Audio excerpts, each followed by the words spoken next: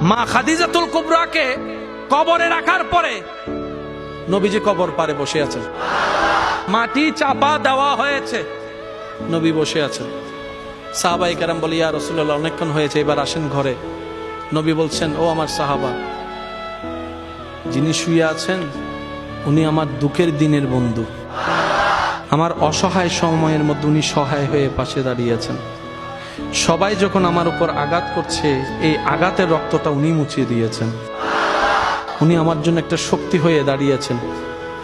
আমার খাদিজা, আমার স্ত্রী, তোমাদের উম্মাহাতুল মুমিনিন। ইয়া রাসূলুল্লাহ, একটু ঘরে আসেন। নবী বললেন, একটু পরেই ওনার কবরে ফেরেশতা আসবে প্রশ্ন করার জন্য। আমি নবী বসে আছি, আমার খাদিজার প্রশ্নের উত্তর আল্লাহর হুকুমে খাদিজার পক্ষ হয়ে আমি নবী উত্তর দেওয়ার জন্য।